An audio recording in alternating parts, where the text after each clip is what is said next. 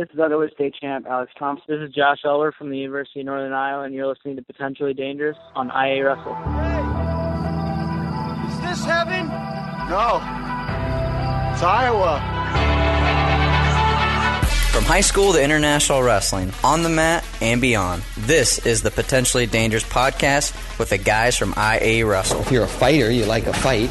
If you're an American, you like a fight. If you're an Iowa Hawkeye, you know you're going to get a fight. Subscribe to our podcast on iTunes and all your podcast-friendly apps. And follow us on social media platforms at IA Wrestle. Time to strap it up and get to the show.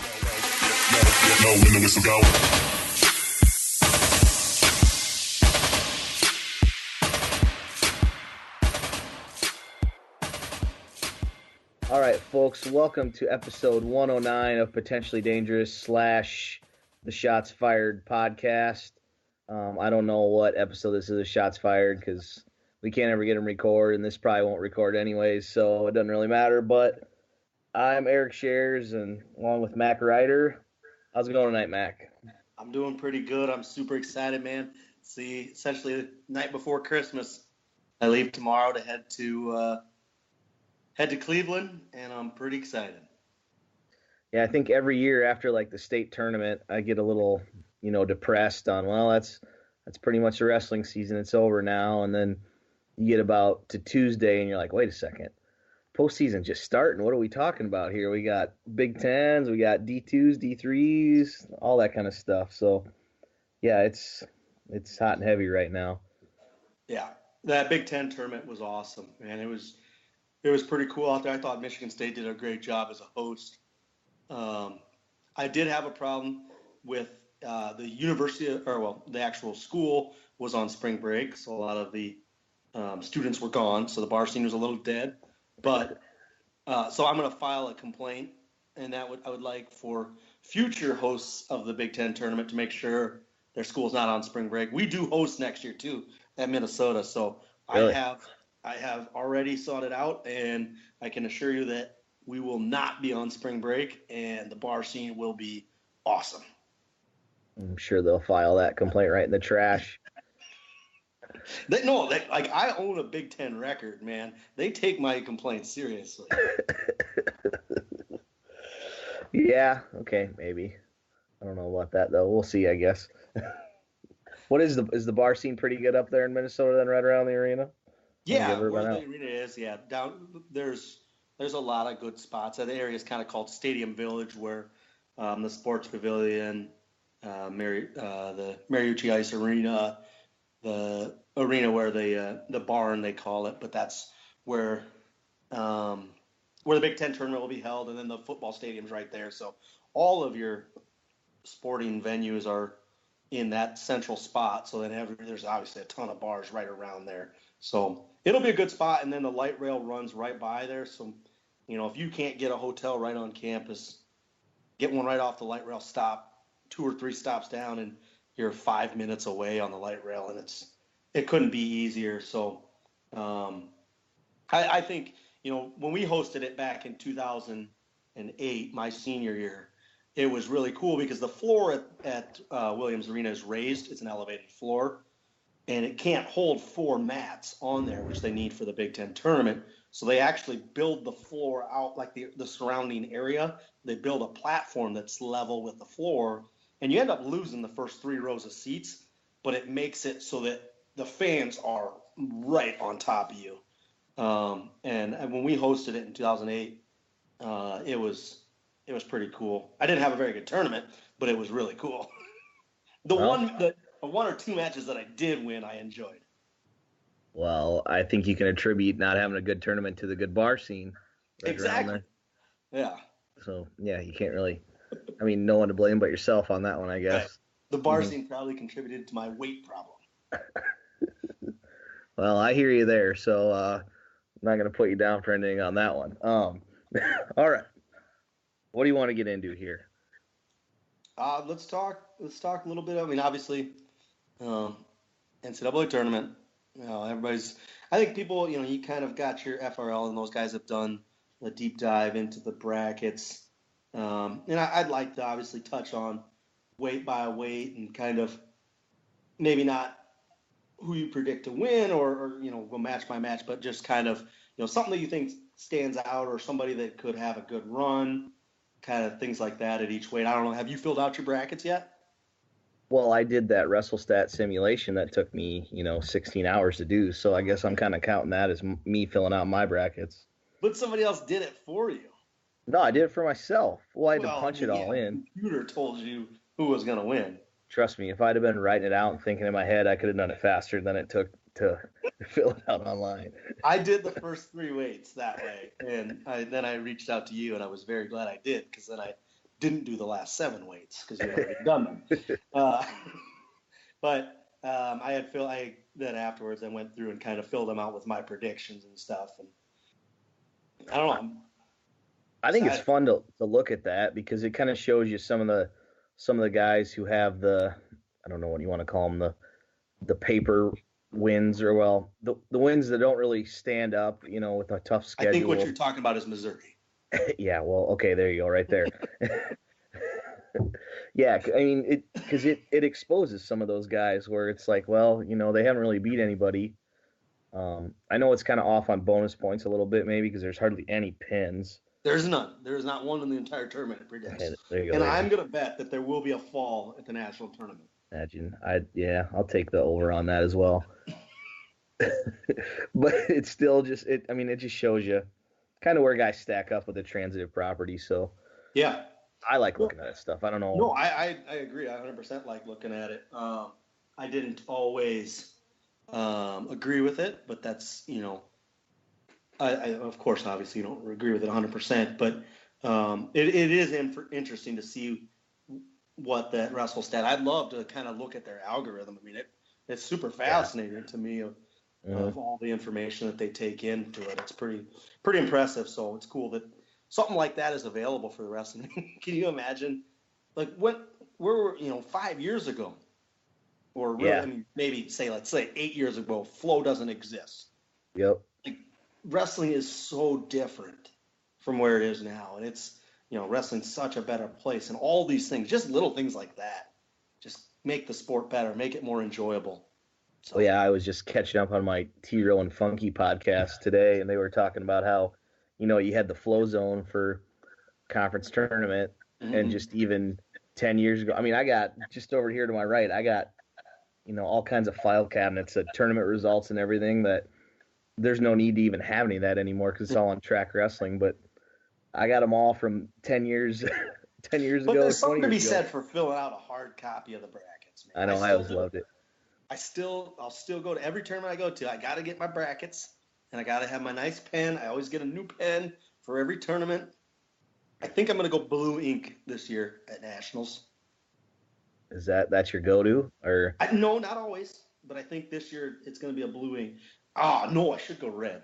Ink. I don't want to. Nothing blue this weekend. Oh, okay. You don't want to go any Penn State stuff there. All right. That makes sense. Yeah, I did the same thing too. I actually kind of recently given up on it, because it's just like, it's all on the internet. So I guess you held out a little longer than I did. I'm kind of a nerd. I know I am too sometimes, but oh well. Okay. You want to get into some of the brackets here? We kind of talked on our last episode that nobody heard other than you and I. That we don't really just want to. Yeah, it was an awesome episode. We don't just want to go down the bracket and say who's going to win, because we think any Joe could do that. We feel we're a little different because you actually wrestled in the NCAA tournament, and I guess I don't really know what my credentials would be, but anyways, you wrestled in the NCAA tournament, so we feel like we're maybe a step above some of the other guys, so we're kind of going to work off that stuff, but we'll still give you a few predictions here. So, all right, into 125. I don't know how you want to do this. What are kind of some of your overall thoughts on this weight here? I think, especially with some of these littler weights, the lighter weights, the where the match takes place in relation to the time of day plays so much of a role. The night rounds, those guys are huge. I don't know, some of these guys, maybe they do it a little differently, but when I would step on the mat for those night rounds, I was 6, 7, 8 over, and that's with the pound that you get. So, they're an entirely different wrestler at that point than you are coming, Friday morning, those quarterfinals. Maybe that's the reason my record in the quarters was 1-3, and the only time I ever won was when I wasn't cutting weight. But I mean, it's so much different. And then all of a sudden, you wrestle Friday morning. If you were to win, you got the semis that night, but you're 9 hours removed from weigh-ins. You feel great, and hypothetically, if you win in the semis, man, you can cut weight all night. It don't matter because you got a 12-hour weigh-in the next day for the finals. So, I just think it's kind of interesting to look at some of these matches, and I think that plays a role. Definitely the lighter weights where you see more guys cutting a lot more weight, especially some of there's a couple real big 25-pounders out there. I think Tomasello, he's a big guy, but looking at some of his matchups, I'm not terribly worried for him in relation to some of those other guys. I think Lizak's a fairly good size. I think he cuts a fair amount of weight at 20 to get to 25. So, maybe him in the morning, Thursday morning, Friday morning, those aren't the best draws for him. I've heard, I guess, kind of going off what you just said there, I've heard a bunch of people kind of say that Taylor Lamont is kind of a scary matchup for some guys. Mm-hmm. Obviously I'm not a huge Taylor Lamont follower. I'm kind of looking at his profile right now. And yeah, I see a couple wins that could maybe be kind of scary, but talking about Tomasello and that Friday and that quarter. Just his Greco background, I think, is what that's like the if anybody has ever basically wrestled Greco before, you're immediately you go to, well, he does know Greco. Yeah. Okay. So, that, that could be a potential issue there, but, yeah, I don't, you said Lizak's cutting a little bit. He'll have Cruz in that round. So Cruz is okay. Yeah, he's not bad. Yeah, this bracket's really intriguing for me. I know, going back to, I was talking about T-Row and Funky Show the other day. I love those two guys. I love 95% of what they say, but they're huge Missouri and Ohio State homers. Weird. Yeah. I can't really blame them for that because, I would say I'm slightly an Iowa homer, but their perception of that Tomasello and Lee match at Big Tens was totally different from what I've been talking with my friends. They were saying, Tommy was saying, Tomasello got in, or Lee got in just once there, and that was all he got in 2 matches. And I was like, I don't know about that, man. He got in deep twice, and he was right there a couple times. So I think that's just a coin flip match, if you ask me, in that one. I agree 100%, man. That match is as close as two guys can realistically get, I think. Can Tomasello get out from the bottom? I don't think he'll take down. He's proven he's not going to take down, right? I don't think he didn't at the Big Ten, so. No. So it's a 2 takedown match for Tomasello. If Lee can get one and ride, he can win the match. And you look at that, his margin for error is much greater, I think, than Tomasello's. Tomasello has to wrestle a perfect match. He makes one mistake and he loses. Yeah, that makes sense. I know some people were saying that Lee was contemplating taking top the last time they wrestled. That's something I could see him doing in this match. He's just so good on top, just to ride him for at least that point. But even him taking top in that situation, he's not going, all right, I'm going to ride him out for a point. He's thinking he's going to turn. Yeah. So even against Nathan Tomasello, he's thinking that. How are you handling Siriano? I've heard every hearsay on it. I thought he looked pretty good. I heard a rumor of staph infection when I was out at Big Tens. Okay, now if I didn't hear anyone say that, but just what I was hearing kind of leads me to that, because there was never any real injury talk. No. So I guess I know staff's nothing to mess around with, but he's got to be cured from that by now, doesn't he? You think? I don't know. I've never had staph. I feel like everything I hear, it's terrible. Yeah. I am granted my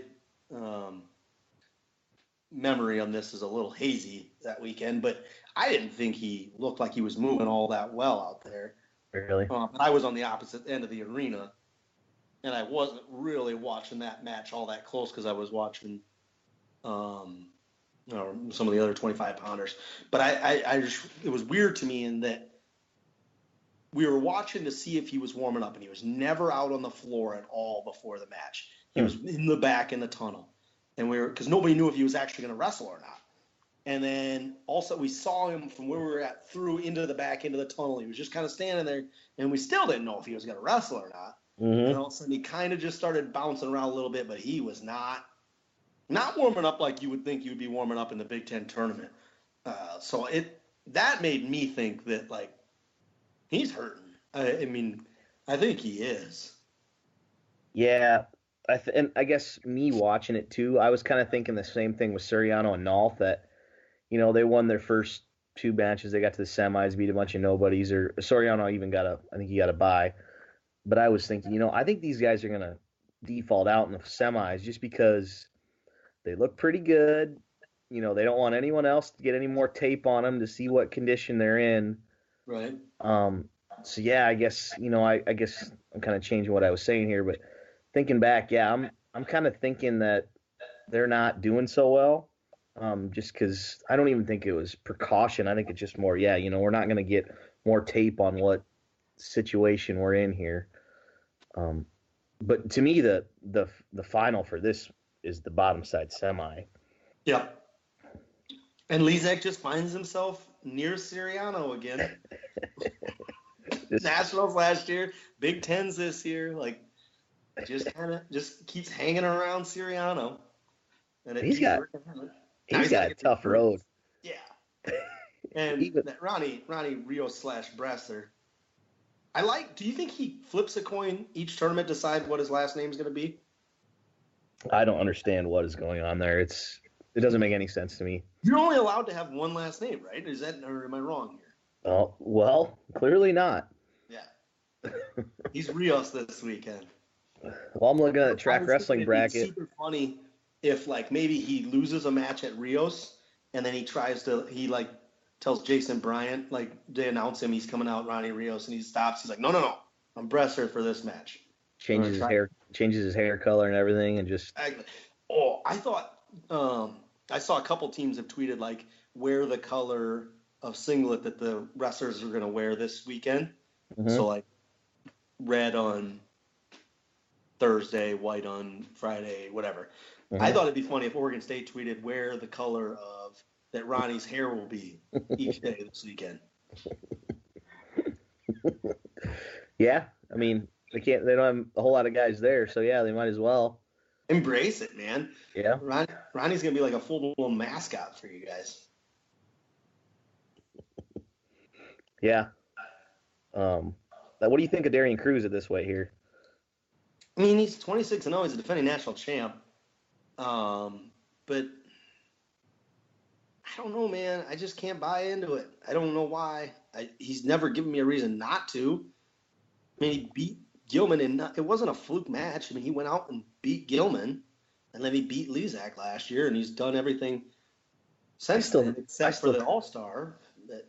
I still think that Gilman match was more Gilman freezing up, but I mean, not that. Right. I mean, obviously, I can't say not taking anything away because I totally just did, but at the same time, it was. I mean, you got to be good to be in that match. Wins. Look at his wins. Who's the highest?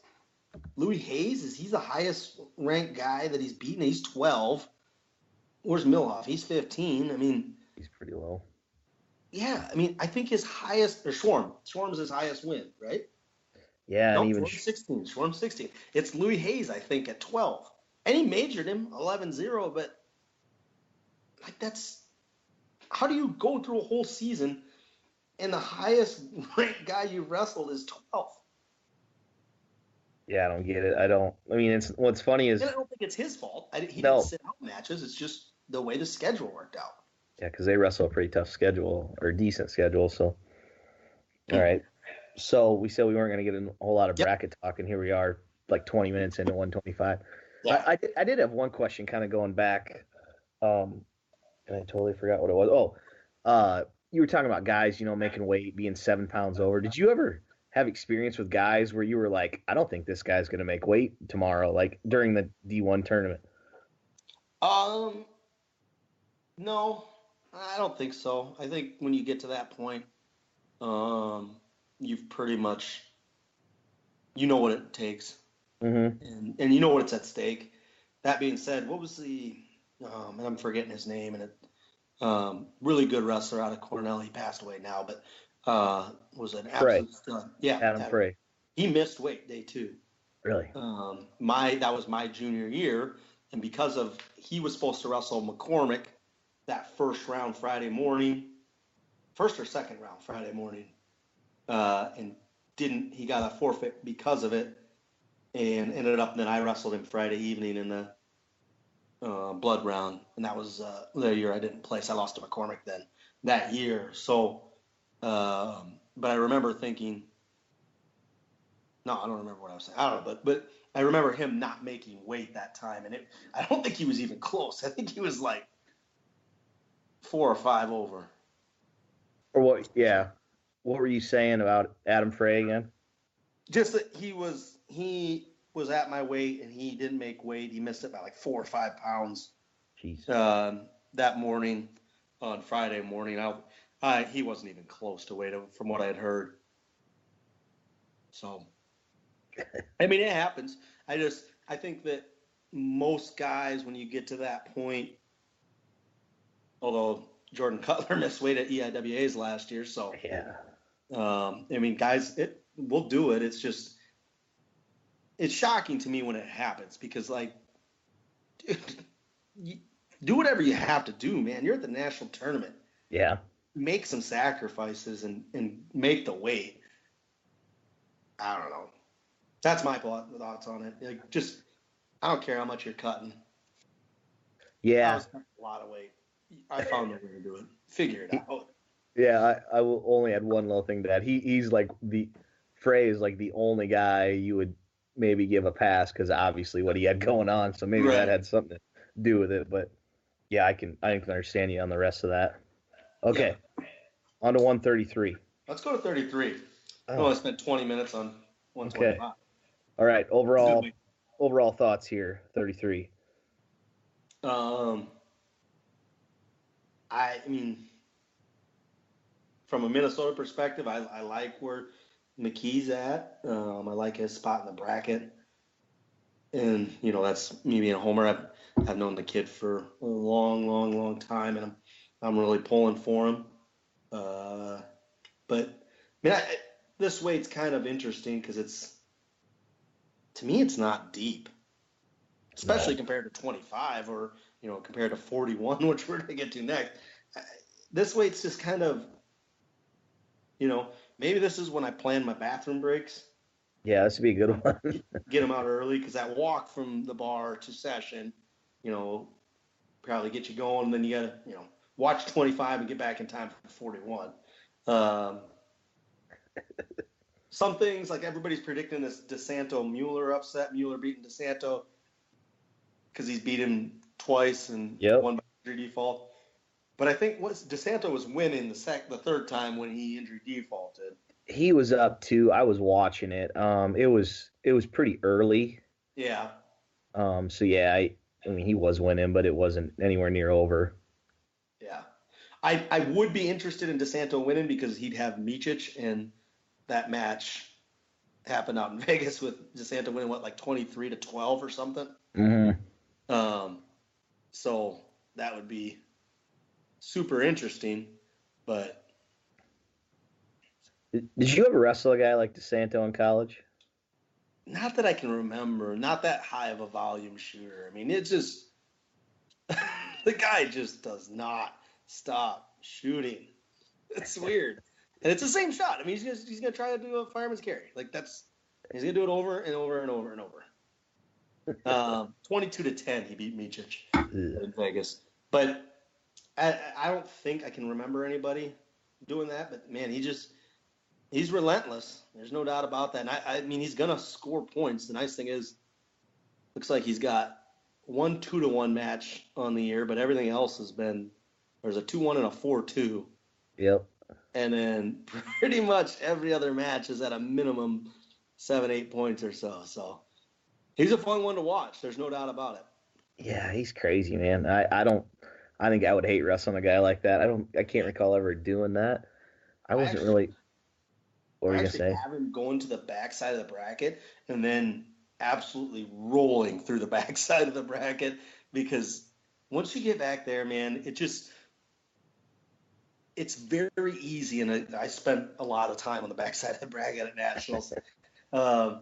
You find this little bit of adversity in guys' break on day 2, especially on day 3. Like, they're just like, you know what, whatever, I don't care. And I think that DeSanto is just going to be that adversity. He's going to have that kind of heavy pressure, forward, nonstop, relentless attack that guys would not normally break. They're gonna kind of just be like, you know what, I'm going on spring break. I'm heading to Panama.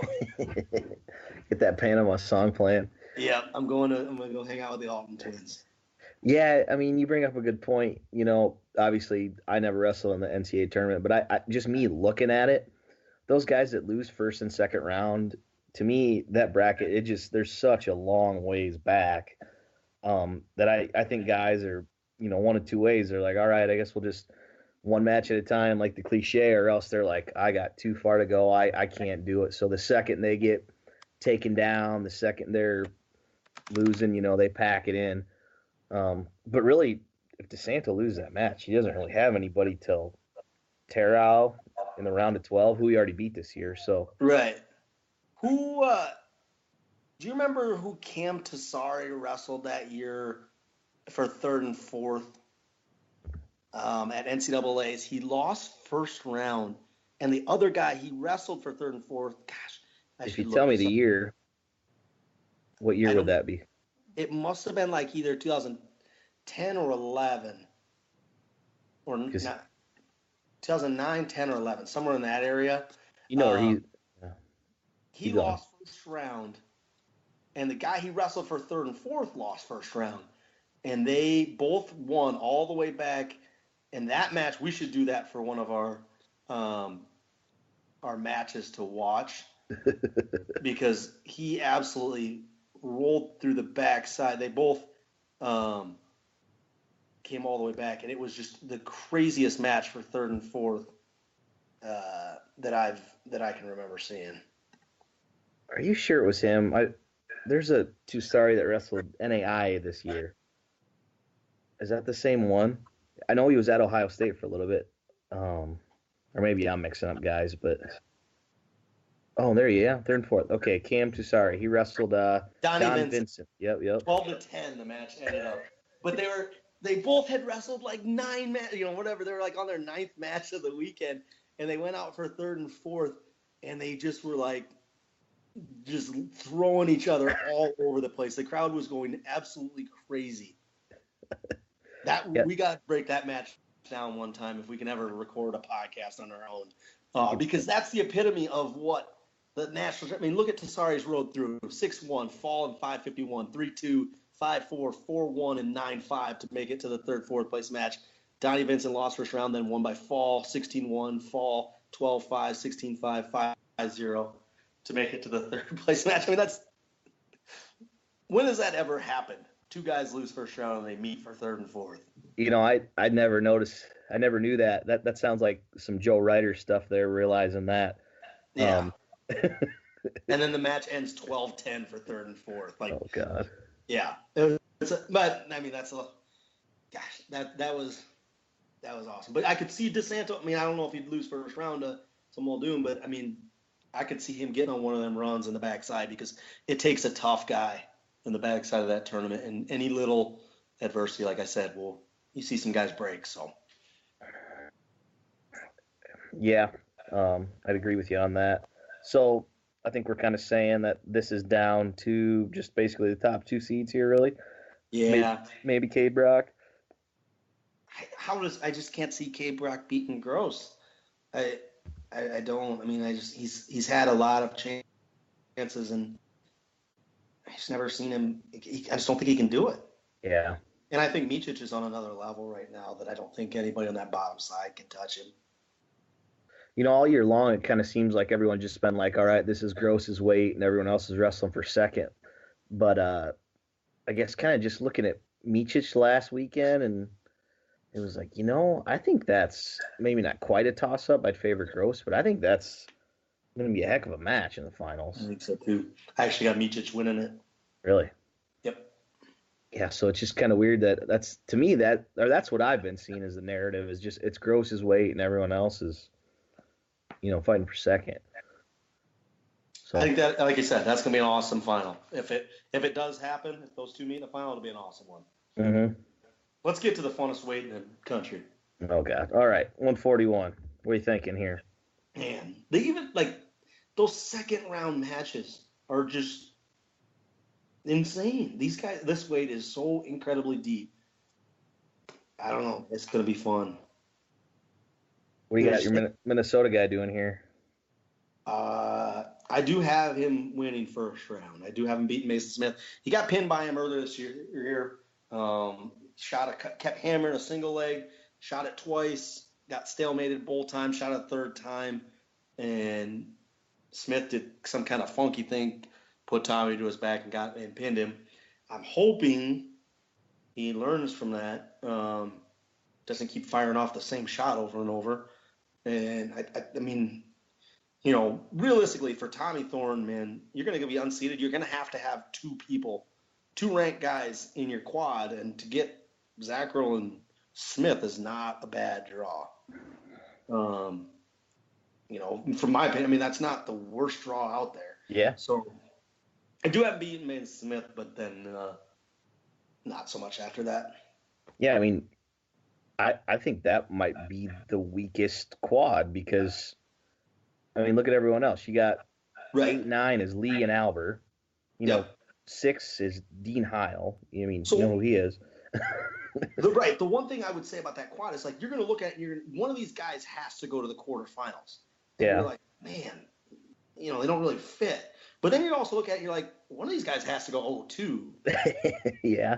And so they're all pretty evenly matched. Nobody's great and nobody's bad. I think you could go through every other quad and be like, all right, yeah, this guy can go 0-2. That's fine.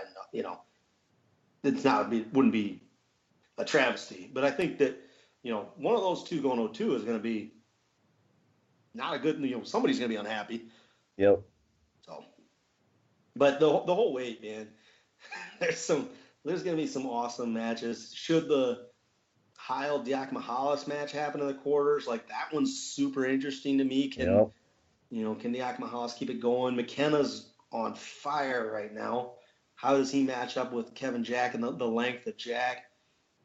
Lee's a bruiser. If he can get by Albert, who he beat earlier this year, Meredith is so stingy and, he can pick you apart. Yep.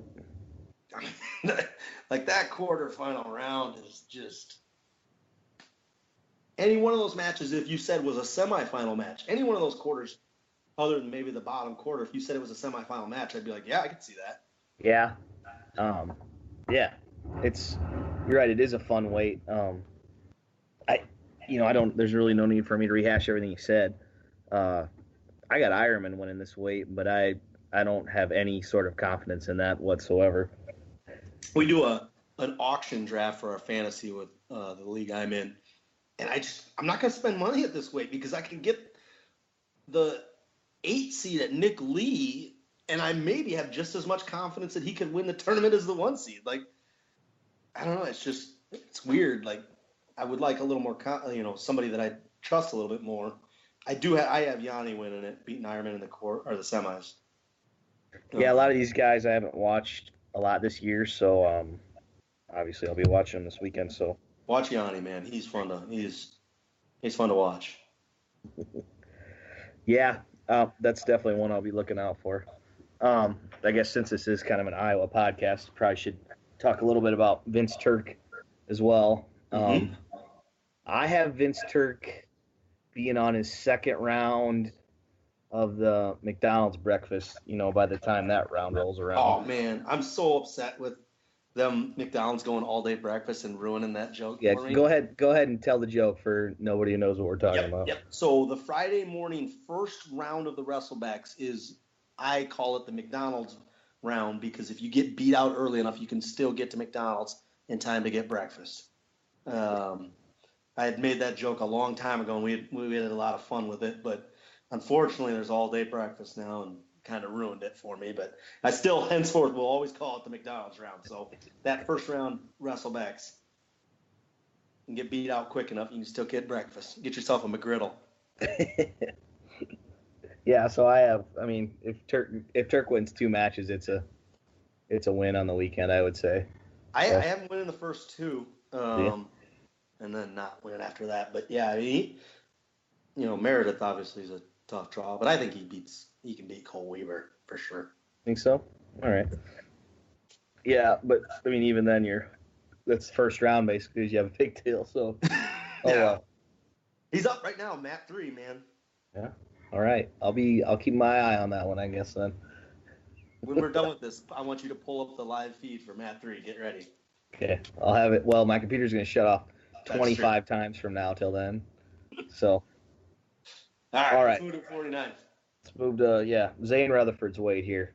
Yep. So you put him at number 1, and then what do you got from there on out? Sorensen's 2. I think he's head and shoulders above the rest of the field. He's proven it over the years. It would take he can get beat because he wrestles close matches, but especially a guy like him versus Sirtis, nothing against either one, but I'm not going to watch that match. I'm going to find something else to watch during that match, because I like action. So I don't know, or if Deacon gets in, then it's a little bit different, but I think Sorensen's 2 at this weight. And do you give him, does he have a chance in the finals? I don't know. I'm stupid, so I'm gonna say yeah, but Rutherford's so good. I don't even know why I said that, because that's a given. But their last match they wrestled was close. Yeah. I like Sorensen to try to go 0-0 first period, and then Does what? he take down again? I would like him to, yes. I feel like you're going to give up a riding time point, even if you get away. Yeah. You're probably going to give up a riding point. So best case scenario, it's neutral. But right? It's even. Well, whereas if I don't know. Yeah, I'm not saying you're wrong, but at the same time, he rides you for 1:20 and you get out. Yep. You stall your butt off for 21 seconds. Yeah. I think you gotta just try to get it to overtime with him. Right. The longer the match goes. Yeah. I would say that, but Rutherford's in great shape. I don't know, but I just feel like there's a better chance for a slip up. Yeah, you get a guy out of his element too there. All of a sudden he's in the NCAA finals. He's been dominating everybody, and you're in overtime. Weird stuff can happen. So right. He panics. Yeah, I think you just gotta.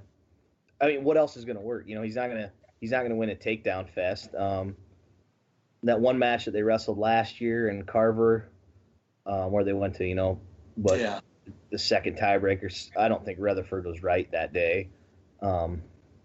I don't think he was 100%. Sorensen wrestled great, but historically, Carver's a hard place to wrestle in. Yeah, I guess that too. So I loved it, but yeah. I do have the road for Sorensen actually being. I have him wrestling 15, 10, and 11 to get to the finals.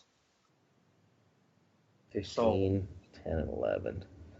Oh yeah, I have Kolodzik doing well also. So yeah, it's doable.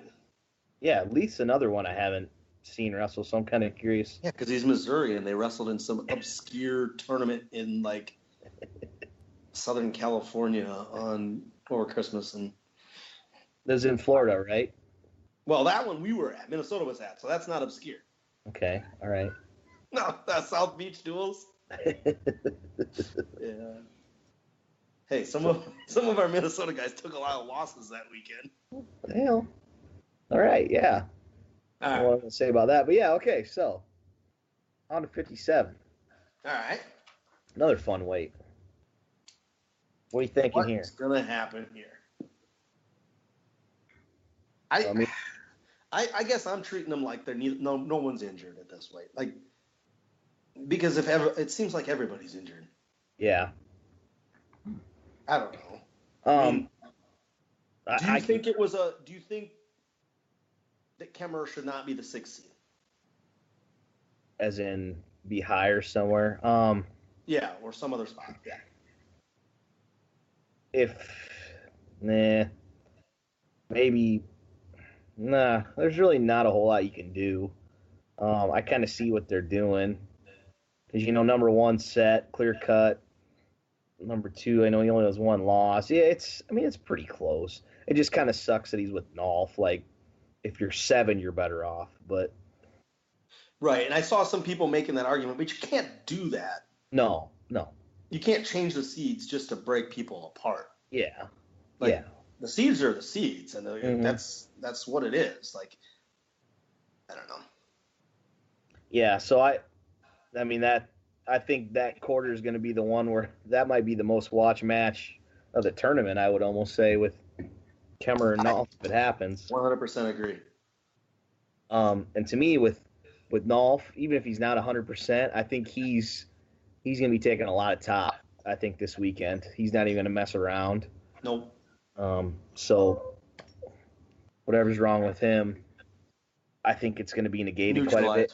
Yeah, because he's so good on top. So yeah, I will say I have a real problem with this weight because there are 3 guys with extremely long last names, and I hate writing them out on the bracket. Yep. A couple guys, Silverberg, Van Shanksbro, Staudenmeyer, Feinsilver, like, come on, guys. I actually always usually cheer for the guy with the shorter last name. I tend to agree, so that's why Nolf's probably one of your favorite wrestlers. Yeah, man. So what did you do when you wrestled Travis Lee? I never had to wrestle Travis Lee. Who would you have wanted to win that match, you or Travis Lee, because he has a shorter last name? I think I did still fill out brackets when I was in the tournament. That's the weirdest part. Like, you got other things to focus on, you idiot. I don't know. Maybe I didn't. I don't remember. Probably did. I probably woke up. Well, could never sleep, so I probably woke up in the morning and just like, well, might as well start filling out brackets. Yeah, you got a lot of time. Yeah. I remember back when I was in high school, we had the Buddy Lee doll. You remember that? Did they have that when you were there? Because that was a big thing. The Lee dungaree, the pants or whatever, built tough. So we had this Buddy Lee doll, and the toughest guy from the week before, wrestled the best, got it. And the week I got it was National Duels, and I had Travis Lee sign his head. And then we put like a liquid bandage over top. Yeah. And I thought that was a pretty cool deal, but yeah, just bringing Travis Lee up, that reminded me of that. That's funny. That's kind of like the Marlin at the Dewdrop. Only in Gilbertville, Iowa, would you have there's a Marlin on the wall, and we put a little name tag on it said Jake, so Jake Marlin. Only in Gilbertville, Iowa would that happen. Not a lot of Marlins caught within the state of Iowa, or especially within on the Cedar in Gilbertville. I don't know how closely you look at that Marlin. There's nothing real about that thing. There's also a moose head in that same bar, so yeah. All right. Do we make? I guess we kind of talked about it. Yeah. Who are you thinking is going to win it though? I took Nolf. I don't know, man. This one's so hard. I do have Pantaleo getting to the finals on the other side. Yeah, I can agree with that. Seems like he's wrestling well at the right time. I'm a big fan of Pantaleo because he embraced the joke 2 years ago when he did the ultimate semi-slide. What's the ultimate semi-slide? He got to the semis and he had Rutherford and he got pinned. Okay. And then the Conci semis, he got pinned. And then for 5th and 6th, he got pinned. and took 6th place. And that to me is like, that's like, yeah, it's the ultimate. Ponzi semi's in the 5th, 6th place. You walk out for that 5th, 6th place match. You basically tell the guy, like, look, I'm throwing you or you're throwing me, but one of us is going to get stuck right away, and we're going to the bar. Like, I'm out of here. I mean, you can't get pinned 3 straight matches. But he, like, embraced it. He had it, like, on his Twitter profile for a little while. And, like, so I became a fan of his. Plus, he took over at 149 for Michigan after my all-time favorite wrestler graduated. So, naturally, I gravitated towards him there. Wait, who's that? Growlis, man. He's the best. Oh, yeah, he's the GOAT. I don't know how you would the greatest. Well, I don't know what would be greatest tired wrestler of all time, or I don't know what that equals. But, someday we are going to break down the match with him and Andrew Alton at the duel. When I have a picture, screenshot of that on my phone of him after he pinned Alton in overtime. We'll break that one down someday. That was a match where they went to the bar before the match, probably, not after. Those two definitely shared a round of drinks before the bar. All right, let's go 65. Okay. 160. Outstanding weight. You want to go first again? I can. The Big Ten's obviously, everybody in Iowa is looking to kill Logan Massa and Richie Lewis. Ironically, I had those two wrestling in the semifinals against each other. So, I mean, some of it was a little out of control. Well, all of it was. So you have Lewis beating Joseph, you're saying, and then I do. I got R for Richie with the win in the quarters. Oh man. So sorry, I interrupt you. So what do you think of those antics? I think they were ridiculous, but it made me laugh. But I think they were way over the top. I just really want to see Quinn Kesnich have to interview Richie Lewis, and Richie Lewis to basically hold court on the floor of the Quicken Loans Arena and just be like, just start tearing people apart. I mean, the guy's a knucklehead. There's no doubt about it. But I think it would be hilarious to hear what he has to say when given the platform. But I would never, ever wish for that or hope for that.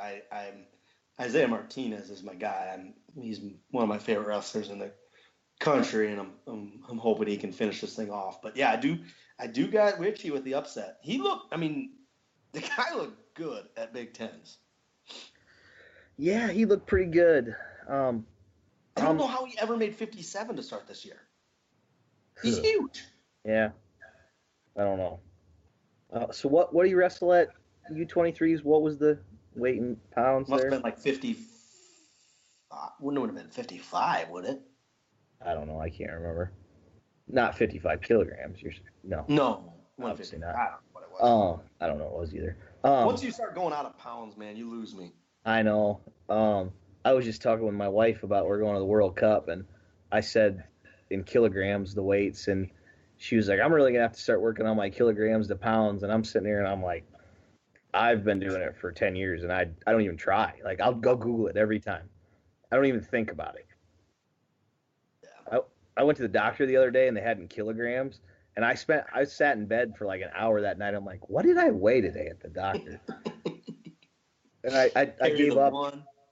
Yeah, I gave up after like an hour. I was like, whatever. That's enough for me. A match I would like to see at this weight, Chad Walsh and Chandler Rogers. Somebody would get chucked in that match for sure. I want to see Chance Marstiller do well here, wrestle a lot of matches, I would say. He has wrestled a lot of matches. He's got 42 in this year. But I'm saying, but I haven't watched any. I'm saying in the tournament, in this tournament. He has like 42 matches, and I bet like 6 of them are against guys that qualified for this tournament. Yeah, I'll never forget when he wrestled at that the Grapple and the Gridiron. Oh, and my God. He looked like he looked like a stud for 3 minutes. And then I thought they needed a spatula to get him off the mat after they're Oh, done. man, was he tired. But he won. He found a way to get it done, I guess. He did. Yeah, I was there too. I was wearing a giant orange foam 10-gallon hat for that duel. I wanted to say something on your Logan Massa, Richie Lewis thing from last week. I'm a big guy on who got who or who should be allowed to flex on the other guy or whatnot. And see, to me, Logan Massa, the first time he won, I thought it was kind of weird that he did it at the coaches first of all. Because like the Brands boys, like you're nothing compared to them yet. Right. Then the second time he won, all right, hey, yeah, you deserve do whatever the heck you want. Do backflip off top of Marinelli. I don't care. But I was actually listening to the radio and the consolation. I was listening to Ironside. Yep. And Marinelli was up, not big, but he was up in his consolation semis. And Massa was in a real close match with whoever he was wrestling. And Ironside wasn't even talking about the Marinelli match. He was cheering for Massa to win so Marinelli could wrestle him again. No, Marinelli lost to Richie Lewis in the Consi semis. Yeah, but he was Massa lost to Wick. No, I know that's what I said. But for fifth and sixth, he was. Yeah. Or for third and fourth, he wanted it to happen. He wanted the rematch. So that was all he cared about. He wasn't even talking because Marinelli was up, not big. Like I said, it was up a couple points. No, he was losing to Richie the whole match. Was he? Yeah. He tied it up in the third, but then Richie got that. Okay, so that was what it was. He was just assuming the win, but it was just. But the point of the story, he was cheering so hard for whatever happened, Marinelli to happen to Massa. Yeah. To meet up. I gotta give credit, man. I don't do this very often, but I gotta give credit to the brand. I don't know whichever one of that is in the corner, Tom or Terry, because oh my God, your blood had to have been boiling when Massa's just staring at you flexing, and then when Richie comes at you with the hand motion, and he didn't, just he stared a hole through their soul, but other than that, man, he was super composed, and that had to have been extremely tough to do. Yeah, and then Richie, you lost twice to the dude this year, man. Yeah. If you do that at nationals to him again, go right ahead, do whatever you want. You beat him at nationals, but it's I don't know. Apparently that had to have been keeping him up at night. If you look at the picture that Flo tweeted out with Massa flexing on Tom/Terry. In the background, Mike Allen's got a smirk on his face, and AJ Shop has got just a real grin on his face too. Oh boy, I can't believe he's doing this. I studied that picture for a while, and the background, it's pretty funny. Oh god, I'll have to look that one up. Yeah. All right, do we talk enough on that one? Let's move. 74. Taking forever. 74. Your final's pretty much set here, you think? Or is Lewis or Cutler going to throw a wrench into the plans? I don't have Lewis or Cutler making the semis. No, well, that'd be a no then. So, Miles or Bo, but no, I don't have either one. I got 1 versus 2 in the finals. These two are on a collision course for each other. Ooh, wrestling cliche on a collision course. A real vision quest. On a mission. Zahid is on a vision quest, right? Yeah, all right. I can go with that, I guess. Do you think he's ever carried a tree stump up and down the stairs at whatever the football stadium is at Arizona State? It's pretty hot in the desert. I don't know. I wouldn't. I would not either. That's why I think the movie's ridiculous, but... I don't know. This way just maybe doesn't do a lot for me until the finals, I guess. I'm excited to watch if it were to happen. I'm excited to watch Valencia Hall, but just looking at it, none of the other ones really do much. Very weird. You got a Missouri guy with a fantastic record in this one. Is Bo Jordan the guy who has the most comparable career to you that you can think of? No, he had success. The guy plays top 3 every year. I never place top 3. Okay. All right. You need a guy that his career he started off really hot, not super hot like Jason Surtis, but pretty good, and then just never got better. I'll think on that one for a little bit.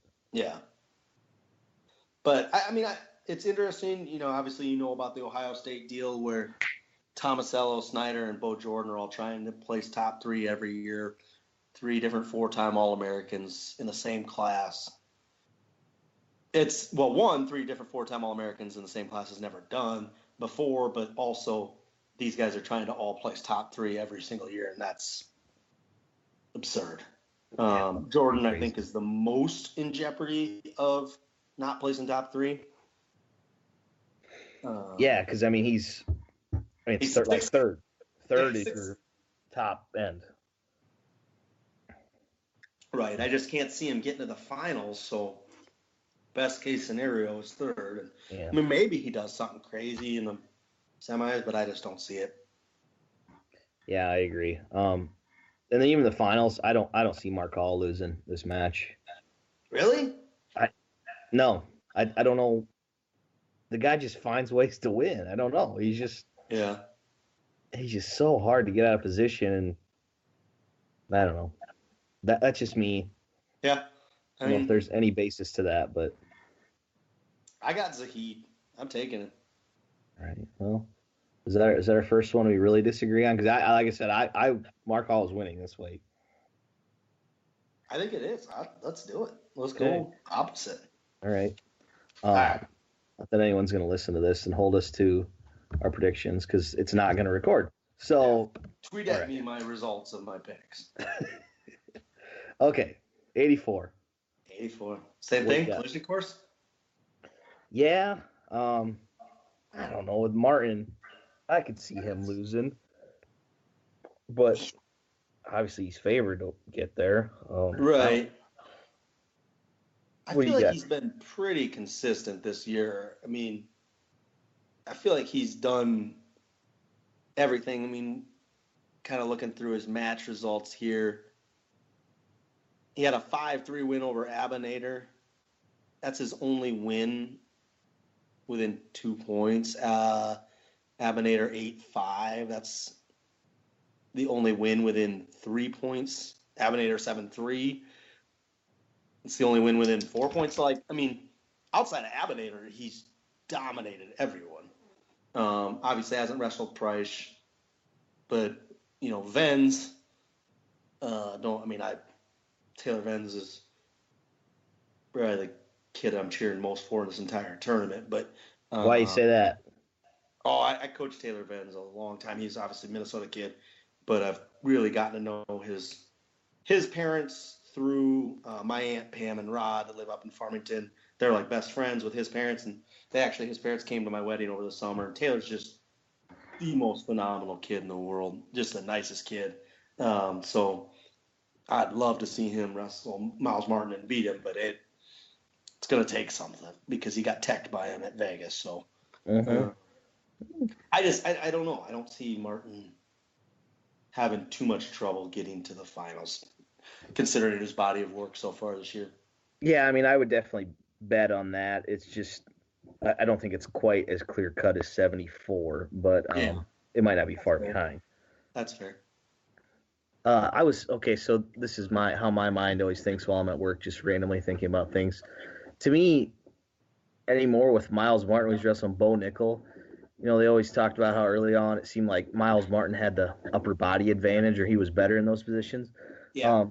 Do you think, are people just so afraid to be, I don't know what the word would be for wrestling, but like basketball, like people getting poster dunked on, are people just afraid to be a highlight of Bo Nickel tossing them or doing something crazy that they bail out of there? Yeah.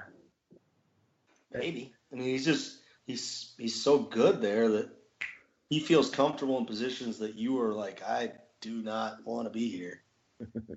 I don't know. That being said, I am taking Miles Martin. Oh, man. You're going to be wrong 2 in a row there. Yeah, March. Miles Marchant. Yep, that's right. Nobody got that joke either because our last podcast didn't record.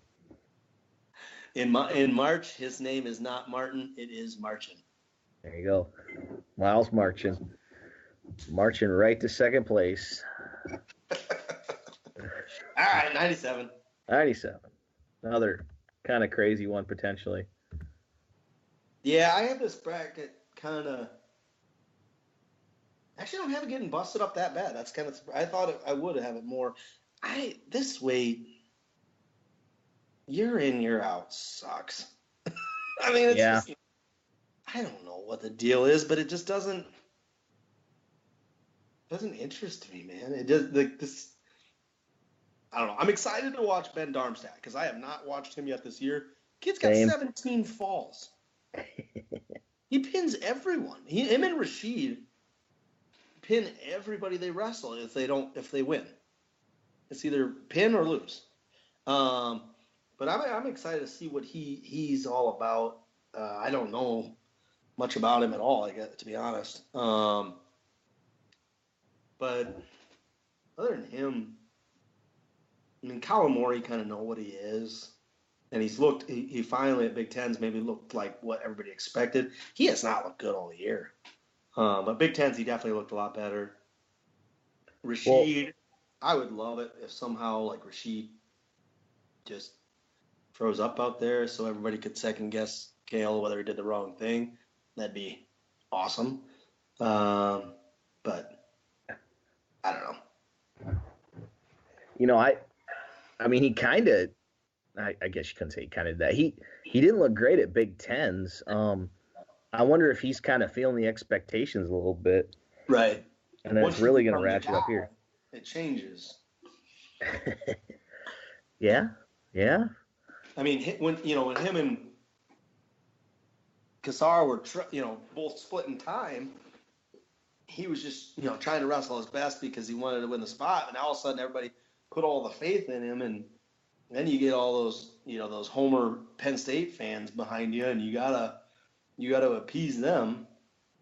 Plus, you're likely taking the mat after your last two teammates just got first period falls, so you kind of have to get a fall. Yeah. I mean, especially at this weight where you have no idea what's going to happen, so I could see pressure really getting to him. So that'd be great. Yeah, I don't guess totally wish anything bad on anyone, but I would prefer to see Ohio State or someone else win. But yeah, this weight, I'm interested to see Miklas, what he can do. I actually have him in the finals. Do you? I do. I like that. That's kind of a fun one. I think he's got his head right going on now, so I think he'll be good. Colin Moore. That was what I was going to talk about. Clearly, I think it's kind of common knowledge that he was kind of feeling the pressure of that number one ranking that he had most of the year. Where I think I even heard that Tom Ryan just told him to take a couple days off. So, man, that's. Have you ever seen any situation like that where it got that bad? No, but I knew that so, and this is kind of a different situation since Cole Conrad, after his junior, he wanted his junior year pin Mako or beat Mako, whatever, or in the finals. And then going into a senior, it was just a foregone conclusion. Guy was going to win a national title. And I know he had a lot of trouble just kind of getting himself motivated going into the year, that whole fall, getting excited about the sport a little bit, just because it was just like, well, it's like a done deal. It's not really a challenge. And Moore obviously hasn't won a national title yet, so it's a little bit different scenario. But it's just kind of, when you become anointed number one, which everybody in the world said Colin Moore's a 3-time national champ. It's over. It's done. Nobody can touch him. Mm-hmm. Well, people can, and there's more guys coming next year that are just as good that he's going to have to improve. Mm-hmm. Warner for sure is going to be right there. I don't see a difference right now between where I think Jacob Warner is and where I think Colin Moore is. I think kind of another guy I could see like that too is Weigel. You know, he could be sitting there going, all right, there's only 3 days between me and the bars here, so yeah, I think I can go all. I don't know if he drinks at all, but I could see him kind of being like, all right, let's give it, there's 3 good days here. Yeah. Go on a little bit of a run. We have to just go under the assumption that all these guys just want to go party, right? I think so. Yeah, I would say that unless we hear otherwise. To be fair, I saw a tweet from Johnny DeJulius about something about like, why would you want to go spend all your money to go on a spring break trip to somewhere in the Caribbean and get drunk and don't remember anything and come home with nothing? And I was like, sounds like a pretty good time. Like, yeah, I also saw that tweet, and I was kind of... That's like your opinion, Johnny. Go, like... I don't know. But I got Colin Moore over Darmstadt in the finals. Let's go crazy. Let's go Miklas over... Oh, boy. We got to go Moore. I was going to say Rashid, but... Oh, I thought you were going to go Weigel. You just teed me up for some Preston Weigel in the finals. Whatever. Miklas over Weigel. Let's do it. I don't give a crap. Love it. That would be so fun. Yeah, it would be. 9 versus 6 in the finals. All right, heavyweight. Yep, Let's wrap we're this up. 4 hours in. All right, heavyweight. Okay. Who do you got here? Well, let's see here. Yeah, again, this is 1 versus 2. Right. There's really nothing that's going to stop that. No. Did you see? The only one that can beat one of those two is each other. Yeah, exactly. Did you see on my WrestleStat simulation they were really high on Bill Miller from Edinburgh? Yeah. I didn't even know who that was. Maybe that was what it was. He just pins guys. That was kind of crazy. That scores well in the algorithm, maybe. It has to. That was crazy though. But really, I mean, I don't know. I mean, he might get. He doesn't have that many falls. Okay. Well, there we go. A lot of 3-2 wins. Actually. All right, 3-2 wins score really well in the algorithm. Make sure you tune in to Bill Miller, apparently, because you're gonna want to watch that.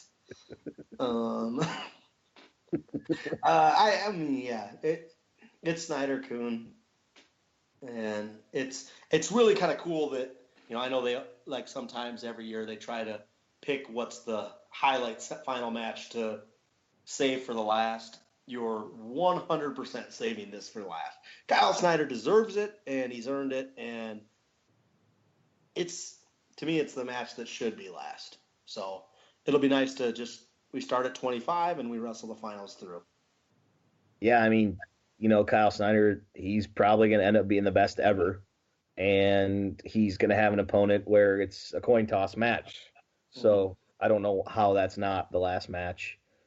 The last time they started the finals at 125 was New York, and those to me still stand out as the best NCAA finals I've ever seen. That was a fun year for the NCAA tournament. That was where Miles Martin upset Nickel in the finals, I believe. And Yep.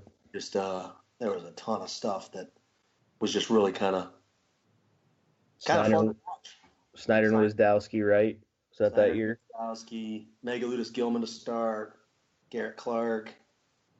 Maybe that's why I liked it so much. I lost the first two. Bryce Meredith is the 14 seed into the finals. That was pretty cool. Oh, yeah. I rode the elevator with him that weekend, and, man, that hair looks just as good up close. Yeah, I can imagine. It's probably pretty bright. Oh, the Imar Nolf match was that year, too. Yeah, all right. That was a phenomenal one. Yeah, he sold me. I mean, that wasn't even all of them, but yeah, those are some great matches. I got Kyle Snyder. Gotta. It's un-American to pick Adam Kuhn. Yep. I'm sorry, Adam Kuhn. You seem like a nice guy and all, but I hope you go down. Well, hopefully it's for the team title too. So That would be really cool. Ohio State trails by 1.5. No, sorry, you score 4 for the final, so 3.5. Yep. You trail by 3.5 going in. A win seals it. What if they're down 4.5 and he's got What if they're down 5.5? A fall. Need a fall. God. I think that Kuhn would know that if he's getting taken down in overtime, to just roll over and give the title to Ohio State. He should. I would think he would do that. Somebody's got to get that word out to him. He seems like a good guy. Yeah, he's smart. Really smart, so he should be able to do the numbers in his head. How funny would that be in an injury timeout where they, right before overtime, they're all right, we want you to win. If you're getting taken down, go to your back. Did you see Kale kept Ohio State put in the middle of a traffic jam today on their way to Cleveland? Man, the guy's pulling out all the stops. Yeah. He probably sent Jimmy Gulabon down there to rear end somebody to cause a 60-car pileup. He's like, Jimmy, you owe me, man. You owe us. 4 years, buddy. You owe me big time. I need you to go down and submarine this road trip. Jimmy just missed and hit the wrong bus. I was just saying, it didn't work, though, so I don't know if that's some foreshadowing for the weekend or what, but. Oh, man. Are you heading out? Are you coming? Heck no. Come on. I want to do. I know. Maybe next year. Probably not, but maybe the next year. Minneapolis, you have to come up for it.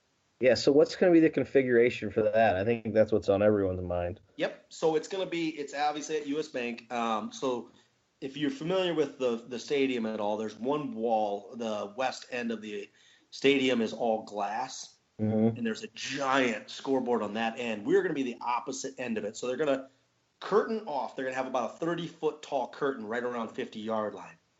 And down on the floor will be your head table, your SIDs, all that stuff is on the field down there, which will be nice because sometimes, right now when we go to these arenas, they have to put them somewhere, and they never really end up blocking out one side of the arena. Yeah. So they'll all be over on the field next to the curtain. And then we will have that whole east end of the stadium. They're going to use the lowest bowl and then the second deck for selling tickets, which holds roughly about 24,000. And then the plan is they thought about maybe taking that third deck, and I don't know if they are going to go through with this or not, but they thought about using those, getting those tickets, and then giving them out because you're a long ways up in that third deck. Yeah, and giving them out to like local wrestling clubs or something, just to kind of drum up some interest in the sport and stuff like that, because those aren't good seats, when you're in that third deck. But I was with them when the NCAA did the visit and the tour through. We walked around that stadium. We sat in all the different seats and all that stuff, and there's no bad sight lines. It's going to be outstanding. They have the stadium has these field level suites, which they're going to sell, and they're going to be mat side suites. Oh man, which would be absolutely outstanding. I'm really excited for it. It was the whole thing when the NCAA came in. I mean, I believe that the presentation that we put together was the reason that we got the job, the bid done. One of the big selling points was the very first time the NCAA ever left a college campus for the national tournament was in Minneapolis in, I believe it was 96, when they went to the Target Center. And so the NCAA, they said, you took a leap of faith when you came to Minneapolis and you left the college campus to go to the Target Center. Now we're asking you to take another leap of faith and let's go to a stadium. Let's blow this thing up. And I think we can sell 24,000 tickets. We're going to count on the Iowa fan base to come up for it. I want it to be, it's a big point of pride for me, and I'm going to make sure that, as Booster Club president and representative of the University of Minnesota, that I would think it'd be the coolest thing in the world if we hold the record for most attended NCAA tournament ever. At 24,000 a session, we would torch the record.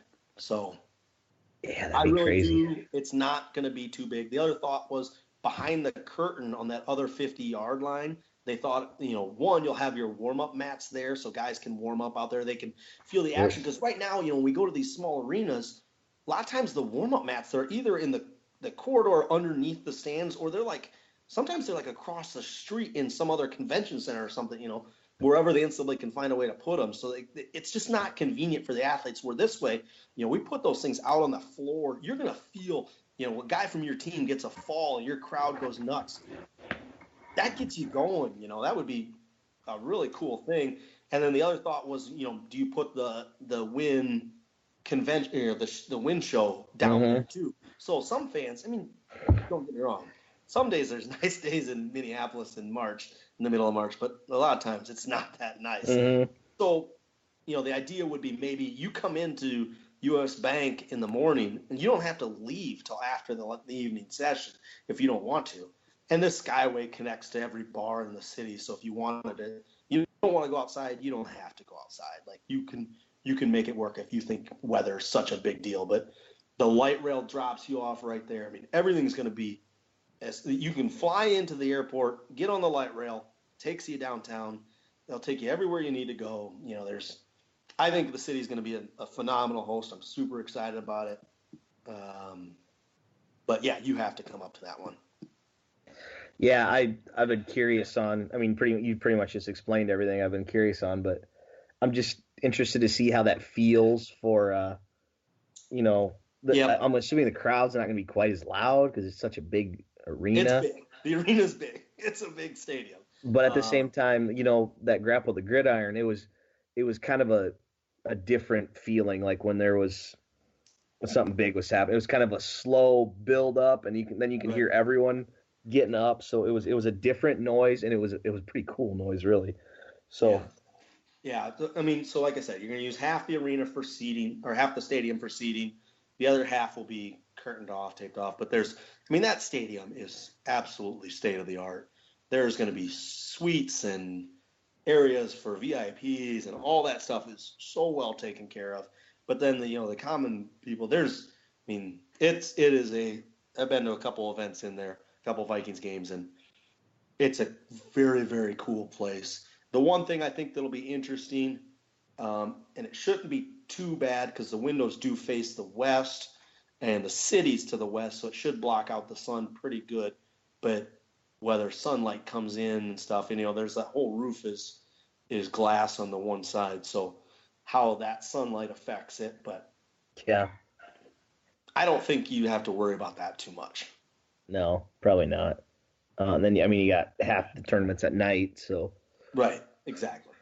Especially this year. That's Friday and Saturday start at 8 p.m. That finals match with Kuhn and Snyder, should they get there, that's gonna be wrestled at 11 p.m.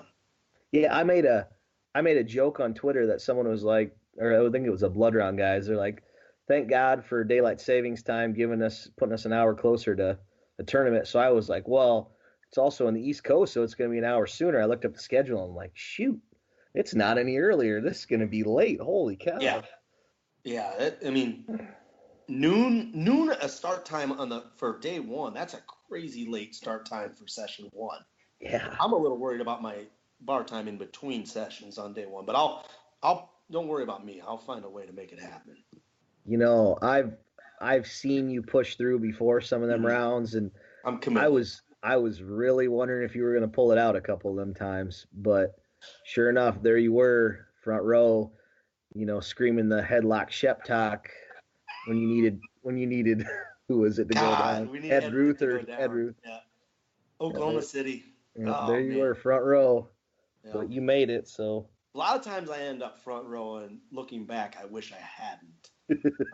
You know what? It'll probably happen again, and I'm not, that's just part of being me.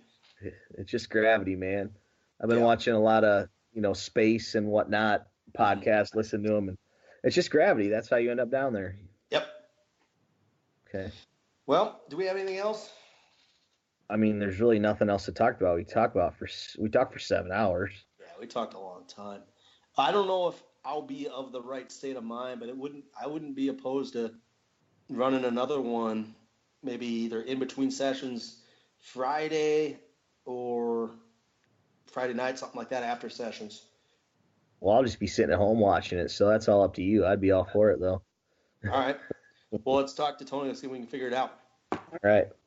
I think this recorded, so I think this is going to be episode 2 of Shots Fired. I think we call it 1.5. I don't know. Should we even number them anymore? Maybe that's the curse, is we're numbering. Yeah, we're stopping number. Or should we go a Roman numeral system? That might work. Yeah, I don't know. This is episode II of Shots Fired. Maybe we'll get to 3 someday. That'd be a huge milestone. We're going to have to throw a party for episode 3. People talking about throwing parties for 100. We're like, maybe 3. I tell you what, there's nobody that works harder per episode than we do. Because we do 7 shows before we get one on. All right, let's wrap this. Okay, all right, okay. All right, well, this was episode 109 of Potentially Dangerous, and I believe we're going to call it episode 2 of Shots Fired. Hopefully you guys are still awake. Thanks for listening. I'm Eric Schares, and he's Mack Reiter. Get low when the whistle go.